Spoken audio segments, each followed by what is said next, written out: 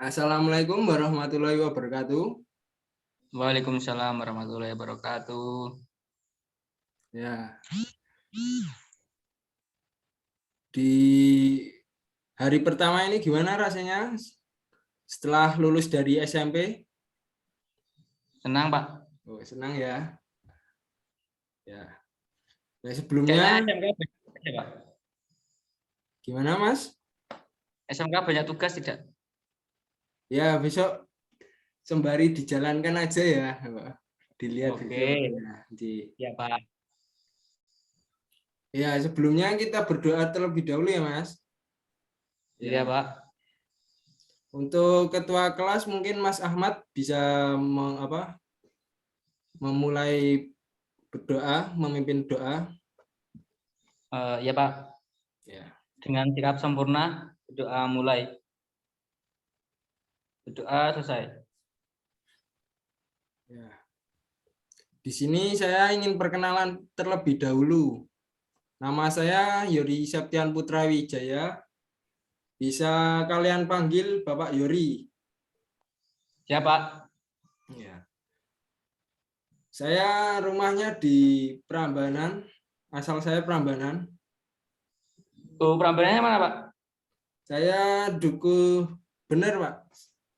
Oh, ya, ya, ya. Untuk Mas Ahmad ini rumahnya mana ya? Asalnya mana? Gunung Kidul, Pak. Gunung Kidul. Jauh ya? Lumayan, Pak. Iya. Mas Ahmad ini udah pernah ke Candi Prambanan belum ya? Udah, Pak. Sudah ya. Oh. Lewat, Pak. Lewat. Ya. Besok-besok main. Masuk. Ya. Siapa? Ya. Saya lanjutkan ini. Di sini saya mengampu mata pelajaran PSPT atau pemeliharaan sasis dan sistem tenaga. Dengan bertemakan hari ini yaitu sistem kopling. Mungkin dari kalian ada yang tahu nggak kopling itu apa? Untuk sistemnya belum, Pak. Tapi Belum. hanya sekedar melihat. Oh, melihat aja ya. Ya, kita mulai pada masuki materi ya. Kopling. Nah, apa itu kopling? Kopling adalah suatu mekanisme yang dirancang mampu menghubungkan dan melepas atau memutus perpindahan tenaga dari suatu benda yang berputar ke benda yang lain. Pada bidang otomotif, kopling digunakan untuk memindahkan tenaga motor ke unit transmisi. Dengan menggunakan kopling, perpindahan gigi-gigi transmisi dapat dilakukan. Kopling juga memungkinkan motor juga dapat berputar walaupun transmisi tidak dalam posisi netral. Jadi, ketika kita mau memasuki penambahan gigi, untuk kan sama-sama berputar ya Mas ini ya, flywheel dan transmisi. Iya, Pak. Untuk memudahkan memasukkan gigi, kita harus ada pemutusnya, yaitu kopling. Kopling ini memutuskan putaran dari flywheel ke transmisi, Mas. Jadi, untuk memudahkan transmisi masuk itu mudah. Fungsi lain dari kopling yaitu memindahkan tenaga tanpa adanya slip. Nah, persyaratan ini harus ada yang ada di kopling ya. Jadi kopling itu nggak boleh bikin tenaga slip.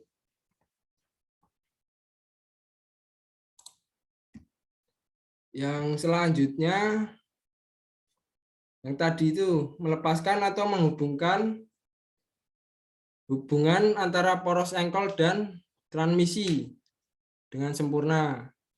Nah, bagian-bagian kopling juga ada dua, yaitu rumah kopling atau clutch cover. Yang ini biasanya ikut berputar dengan poros engkol. Nah, yang kedua yaitu pusat kopling atau clutch center. Dipasang pada ujung poros utama persneleng.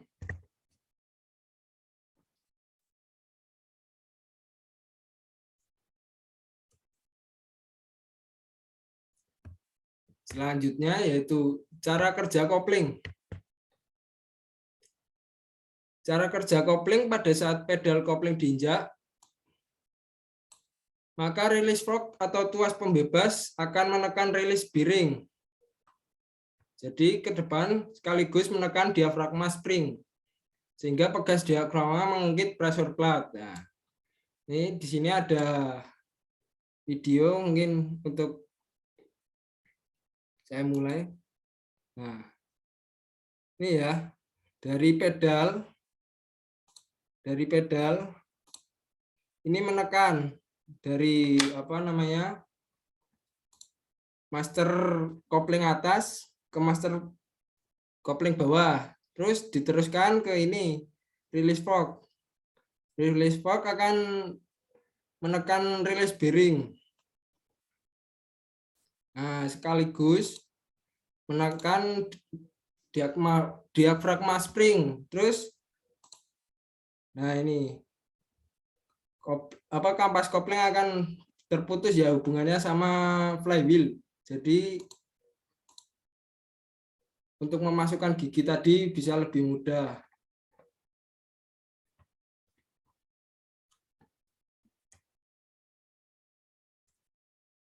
Yang kedua yaitu ketika pedal kopling dilepas. Ini biasanya pada saat kendaraan jalan ya.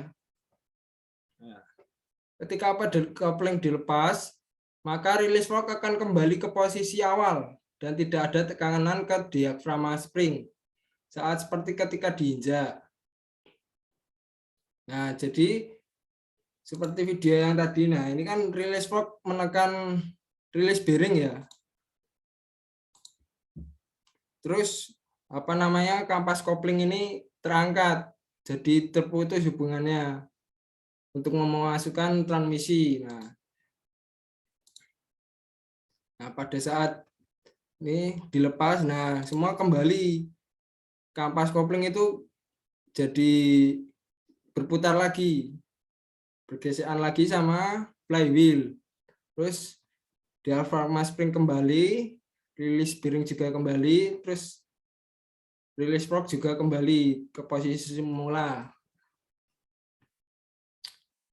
Sebelum saya lanjutkan, mungkin ada yang masih bingung mau ada yang bertanya? Alhamdulillah jelas, Pak. Jelas ya? Oh ya. Nek mau bertanya nggak apa-apa kok, Mas. Saya jawab. Aman, Pak. Oke, oh ya, tak lanjut. Nah, masuk ke jenis-jenis kopling. Yang pertama itu ada kopling gesek. Sesuai dengan namanya, sistem ini bekerja memanfaatkan material yang bergesekan. Gesekan ini diperoleh dari 3 komponen, yaitu flywheel, clutch disc, dan pressure plate. Nah, untuk komponen clutch disc akan menerima gaya gesek dari 2 komponen lain. Kopling juga bisa disebut kopling manual karena dikendalikan secara manual. Nah, seperti yang tadi itu. Jadi kopling itu ada beberapa jenis ya. Yang satunya ini kopling gesek. Dia itu bergesekan langsung dengan flywheel. Nah, kopling gesek juga memiliki beberapa tipe. Ada 2 tipe nih di sini. Yaitu pertama kopling plat tunggal.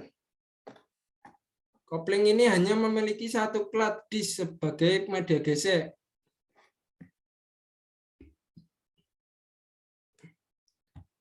Terus yang kedua, kopling multiplat. Kopling jenis multiplat memiliki susunan plat yang lebih banyak. Yaitu biasanya dipakai di motor-motor itu. Biasanya ada 4 kampas atau 5 ya.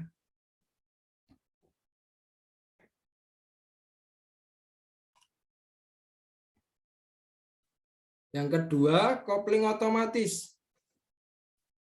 Ya, konstruksi pada torque converter berbeda dengan kopling gesek. Jenis ini tidak lagi menggunakan gesekan atau material, namun menggunakan tekanan hidrolis.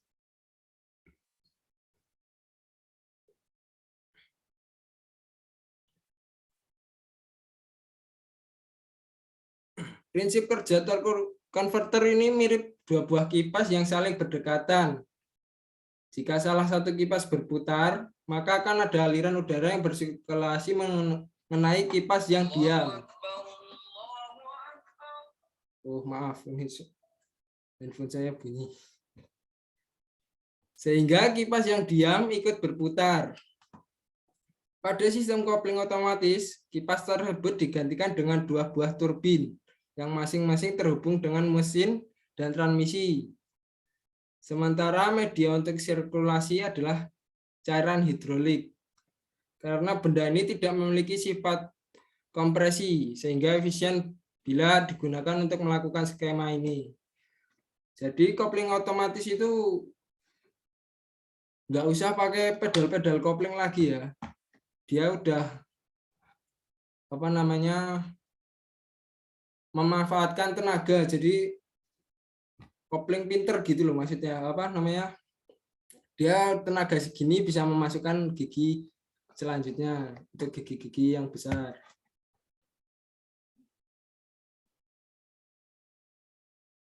Ya, untuk komponennya ini berbeda ya, hampir berbeda dengan kopling gesek tadi. Yang pertama, torque converter.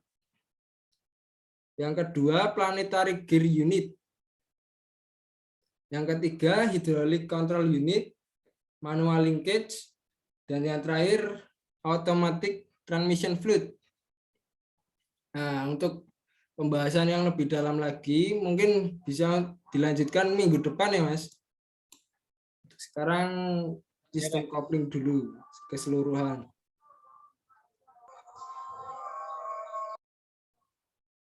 Yang ketiga, jenis kopling. Kopling hidrolis atau kopling magnet. Kopling ini memanfaatkan gaya tarik magnet untuk melakukan pemutusan dan penghubungan arus. Prinsip kerja kopling magnet adalah saat ada arus listrik mengalir ke field coil, maka akan menimbulkan kemagnetan. Kemagnetan itu akan menarik pelat untuk menempel pada puli utama, sehingga saat puli berputar, pelat itu juga ikut berputar. Nah, jika arus dihentikan, maka hubungan antar pelat dan puli akan renggang. Yang keempat, kopling mobil basah. Kopling basah merupakan jenis kopling yang memerlukan pendinginan karena sering mengalami gesekan. Untuk menjaga performa agar tetap awet, kopling basah membutuhkan pelumas atau oli. Ya, jadi tipe kopling ini itu kerendam oli mesin juga ya. Untuk yang tadi pertama pendinginan, terus untuk menjaga performa agar tetap awet. Jadi kopling itu kan karena gesekan terus, jadi dia harus ada pendinginnya yaitu oli tadi. Yang kelima, kopling mobil kering. Kopling kering merupakan kebalikan dari kopling basah tadi, sehingga tidak membutuhkan pelumas untuk mendinginkan agar tidak selip. Jadi ini kepisah gitu, antara transmisi dan mesin itu terpisah, terus dia nggak punya pelumasan ya, jadi kering. Nah, kelebihannya juga ini biasanya jarang terjadi selip. Beda halnya dengan kopling basah tadi, karena kerendam sama oli, dia kadang selip.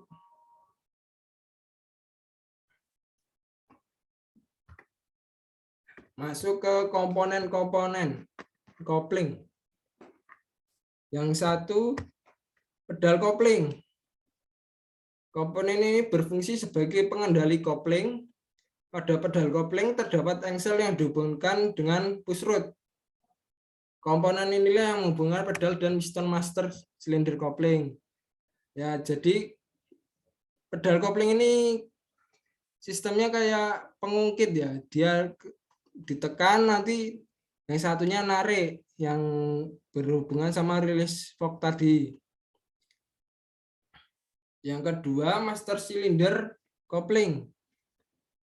Fungsi master silinder adalah mengubah tenaga mekanik dari pedal menjadi tekanan hidrolik. Master silinder kopling juga terhubung dengan sistem pengereman. Nah, jadi pada saat pedal diinjak, maka kan itu masih ada tenaga mekanik ya dari pedal diinjak itu. Nah, terus cairan di master silinder ini akan berubah jadi tekanan hidrolik. Yang ketiga, master silinder kopling atas. Master silinder kopling terbagi menjadi master silinder atas dan master silinder bawah. Jadi master silindernya ada dua di sini ya. Komponen master silinder atas juga disebut sebagai master clutch. Master silinder kopling atas terhubung dengan push rod yang berfungsi menerima tekanan dari pedal kopling. Tekanan dari pedal akan diteruskan ke master silinder bawah. Yang keempat, master silinder kopling bawah. Master silinder kopling bawah disebut juga sebagai power clutch. Komponen ini akan menerima tekanan dari master clutch atau master silinder. Kemudian disalurkan ke release fork. Proses penyaluran ini memerlukan fluida khusus, jadi kayak oli gitu ya. Di sini maksudnya. Yang kelima, yaitu aktuator silinder. Fungsinya yaitu mengubah tekanan hidrolik menjadi tekanan mekanis kembali. Jadi dari tadi pedal mekanik kan, terus diubah sama master silinder jadi hidrolik, terus dikembalikan lagi ke tenaga mekanis kembali. Nah, aktuator silinder juga punya dua tipe, yaitu yang tipe di luar dan tipe di dalam. Ini juga berfungsi untuk mengatur ketinggian kopling ya, ketinggian kopling pedal itu. Jadi tinggi dalamnya itu diatur sama aktuator silinder ini. Yang keenam yaitu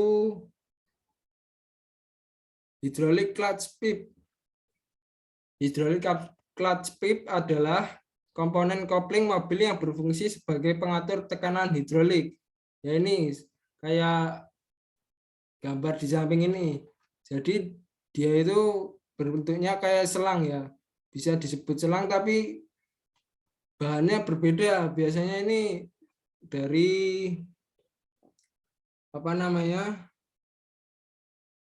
besi atau metal. Jadi untuk keamanannya dia nggak mungkin waktu ada tekanan hidrolik itu jarang sekali pecah. Jenisnya juga ada yang high pressure flexible pip, yang mana ini selangnya itu fleksibel, jadi nggak kayak selang besi ya, dia bisa nekuk-nekuk gitu, nggak paten kayak selang pipa besi biasa.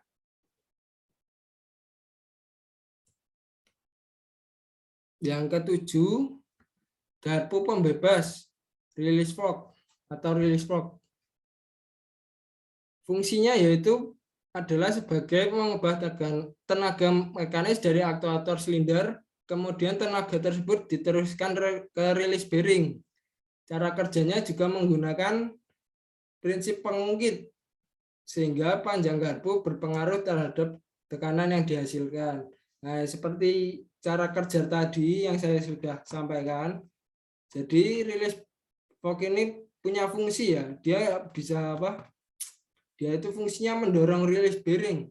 Dia rilis bearing itu neken ke diafragma spring. Yang ke-8, rilis bearing. Tekanan dari garpu, pembebas atau aktuator silinder akan disalurkan oleh rilis bearing untuk menekan pegas diafragma. Bentuk rilis bearing ini seperti cincin tebal. Ini bisa dilihat di sini di gambar yang warna hitam ini ya. Sehingga dapat menghubungkan garpu pembebas langsung sekaligus dengan pegas diafragma. Yang ke-9 yaitu tutup kopling atau clutch cover. Ya, kayak namanya ya, cover itu biasanya menutupi ya. Ini sama halnya juga untuk menutupi kopling. Yang berfungsi penting sebagai penutup kopling. Tutup kopling ikut berputar saat flywheel berputar. Karena letaknya menyeliputi kampas kopling yang terhubung dengan flywheel. Nah, ini juga clutch cover ini itu ikut putar karena dia nempel juga ke flywheel.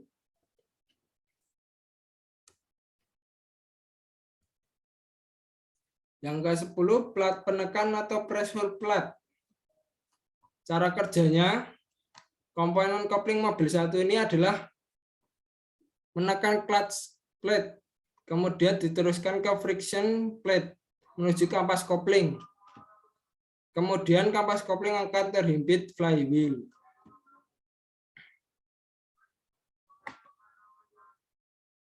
Nah, terus yang selanjutnya yaitu plat kopling atau kampas kopling. Ini gambarnya yang tengah ini ya. Fungsinya yaitu komponennya adalah menerima putaran mesin untuk diteruskan ke transmisi. Plat kopling ya bekerja dengan baik, seharusnya dapat meneruskan putaran mesin dengan halus. Komponen ini terletak di antara plat penekan dan flywheel. Nah, ini kampas ini jadi di tengah-tengah gitu, dari plat penekan sama flywheel. Sehingga putaran mesin dapat terhubung. Kampas kopling juga memiliki 3 bagian, yaitu yang pertama facing, cushion plat, dan torsion damper. Ya, fungsinya yaitu fungsi facing yang pertama ya. Facing dipasangkan pada cushion plat dengan cara dikeling.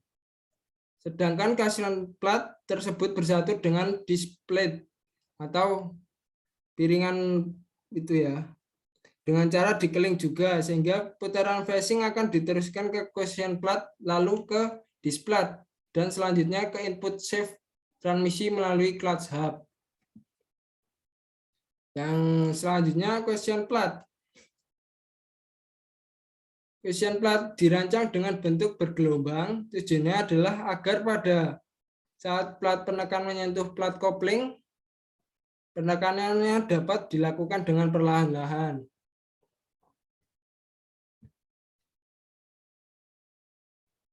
Yang selanjutnya yaitu torsion rubber atau torsion damper. Ini fungsinya untuk meredam getaran pada plat kopling. Ya, ini kok torsion damper juga ada 2 jenis ya, berupa pegas, coil, dan karet. Nah, syarat kampas kopling juga ada banyak ini. Yang pertama yaitu tahan terhadap panas. Kenapa tahan terhadap panas? Namanya juga kampas kopling ya, dia jadi bergesekan langsung dengan flywheel. Jadi dia harus tahan panas. Yang kedua yaitu dapat menyerap panas dan membersihkan diri. Panas dalam hal ini terjadi karena terjadi gesekan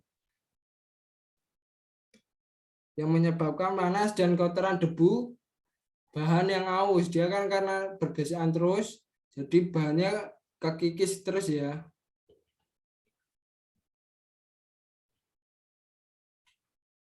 Yang ketiga, tahan terhadap gesekan. Kanvas kopling dirancang untuk bergesekan, maka perlu dibuat tahan terhadap keausan akibat kegesekan. Yang selanjutnya nomor 12, diafragma spring. Selain komponen di atas, ada juga komponen lain pada kopling mobil, yang dimana komponen tersebut bernama pegas diafragma atau diafragma spring. Fungsinya sebagai penekan dan penarik komponen pressure plate pada bagian rumah kopling tadi. Nah, ini yang tadi sering saya sebutkan, bentuknya seperti ini, diafragma spring yang dapat tekanan dari release bearing.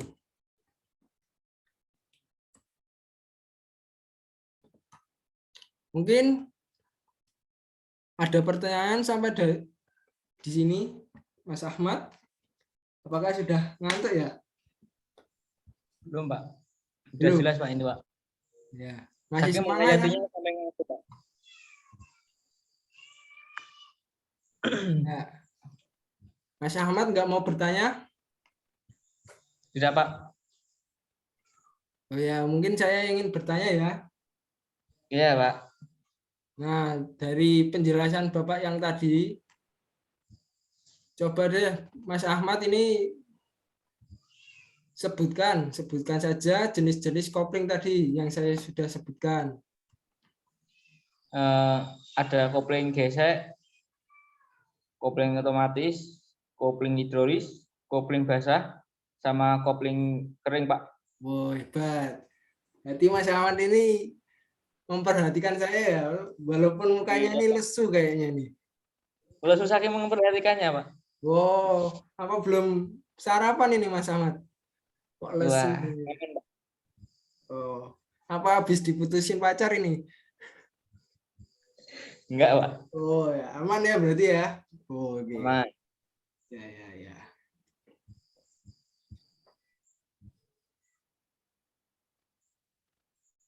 Sebelum saya tutup juga ini ada tugas ya untuk minggu depan. Ya, Pak. Tugas individu. Yang pertama ini ada pengaruh gesekan kopling terhadap jenis kopling. Yang kedua, konstruksi kopling sangat sederhana di mana dapat dihubungkan dan dilepaskan dalam keadaan berputar. Yang ketiga, perihal perkembangan otomotif yang sangat pesat. Apakah sehingga perlu dirancang kopling yang lebih handal dalam konstruksi pemakaiannya. Nah, tugas ini bisa diketik melalui Word atau ditulis tangan ya, di scan. Ya, Pak. Nah, untuk pengumpulannya itu bisa melalui WA Group yang sudah ada. Batas akhirnya minggu depan.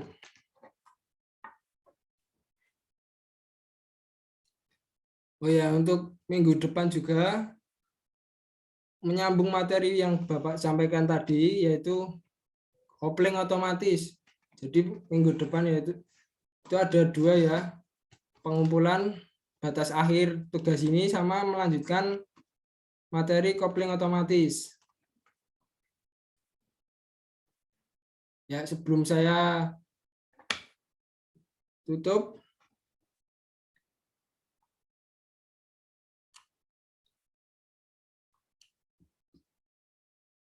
mungkin segitu dulu ya untuk materi pada siang hari ini. Untuk Mas Ahmad tadi bisa memimpin doa untuk mengakhiri pelajaran saya. Untuk mengakhiri pertemuan pada pagi hari ini, maka kita berdoa. Berdoa mulai. Doa cukup. Ya, saya cukupkan. Semoga materi yang saya sampaikan tadi ini bisa terserap oleh kalian semua dan mendapatkan manfaatnya. Ya, sekian dari saya. Wassalamualaikum warahmatullahi wabarakatuh. Waalaikumsalam warahmatullahi wabarakatuh. Baik. Saya tutup ya. Iya, Pak.